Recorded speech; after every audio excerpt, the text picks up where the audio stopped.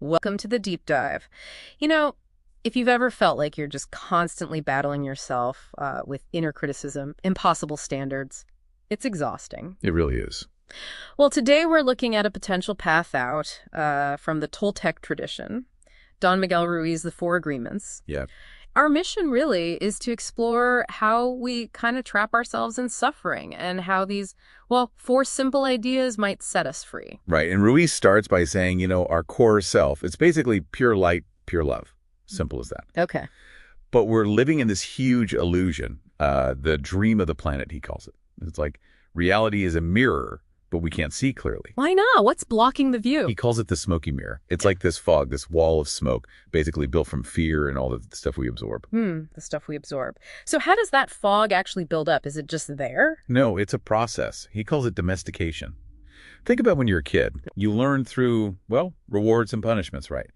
You internalize all the society's rules, the beliefs, the laws, what's right, what's wrong. Ah, okay. So you download the whole operating system of the culture. Exactly. And that creates your personal book of law inside your head. And that's where the internal conflict starts. Precisely.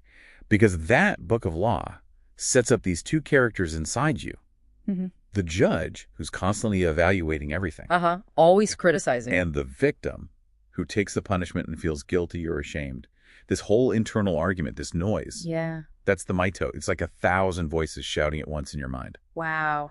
That sounds incredibly draining, like a marketplace, he says. Yeah, a chaotic marketplace. And it's not just noise. It actively paralyzes you. It eats up all your personal power, makes you anxious, stops you from acting clearly. Okay, so that's the problem. We're stuck in this mito losing power. How do the agreements help break that cycle? Well, they're designed specifically to dismantle those old fear-based agreements we made unconsciously and reclaim that power. Got it. Let's jump into the first one. It's often called the most important, but also the hardest. Be impeccable with your word. Why start there? Because your word, according to Ruiz, is incredibly powerful. It's how we create our reality. It's pure magic. Okay. Magic. Yeah. But if you misuse it, turn it against yourself or others, then it becomes black magic. Impeccable means without sin, which here means not using your words against yourself. So like negative self-talk, that's using words against myself. Exactly. That's the ultimate black magic against the self. Gossip harms others, sure, but that constant internal criticism, that's poison we feed ourselves daily. That makes sense. Okay, so agreement 1 is about what we say. What about agreement 2? Don't take anything personally. This one feels tricky. He calls it the maximum expression of selfishness. Yeah, it sounds backward, doesn't it? But it's selfish only because we automatically assume everything revolves around me. Right. If someone's rude, my first thought is, what did I do? Exactly. Yeah. But Ruiz says, look, whatever people say or do, it's about them. It stems from their own beliefs, their own personal dream, their own stuff. It actually has very little to do with you. So not taking it personally is like putting up a shield. It's more like immunity. You become immune to their emotional poison, even if you're, as he puts it, in the middle of hell. You just don't swallow it. Okay, that's powerful. Immunity, which leads kind of naturally to the third agreement. Don't make assumptions. He says this is where most sadness comes from. It really is. Think about it. We hate uncertainty, right? We need to know. But often we're too afraid to just ask. Yeah, asking feels vulnerable sometimes. So instead, we invent a story. We make an assumption, and then we treat that assumption like it's the absolute truth. Like assuming your partner knows what you need without you telling them. Or reading way too much into a short email. Perfect examples. All that drama comes from filling in the blanks ourselves. The solution. Courage. Have the courage to ask questions. Get clarity instead of just guessing and likely getting it wrong. Okay, ask, don't assume. Got it. And the final one, agreement 4. Always do your best. How does this tie the others together? Well, it brings acceptance and releases you from self-judgment. The key is understanding that your best isn't a fixed standard. It changes constantly. How so? Your best when you're healthy and happy is different from your best when you're sick or tired or stressed. Ah, right. So it's not about hitting peak performance every single time. Not at all. It's about putting in the effort that's appropriate for that moment, whatever it looks like.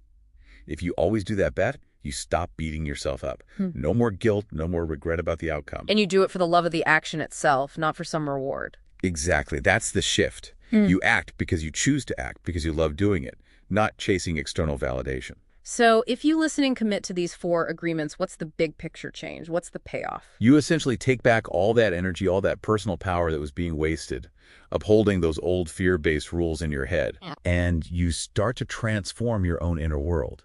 Your personal dream shifts from one based on fear and judgment, basically hell, to one based on love and acceptance, your personal heaven. That's a huge shift. Okay, here's something really fascinating to leave you with, a provocative thought. The Toltec view actually frames that whole internal setup, the judge, the victim, the belief system, as a kind of parasite. Yeah, it's a powerful metaphor, a parasite that lives in the human mind. And what does it feed on? It feeds on the negative emotions that we generate when we break these agreements. Fear, anger, jealousy, sadness. That's its food source. Wow. So the real fight for freedom isn't against something external. No, it's internal.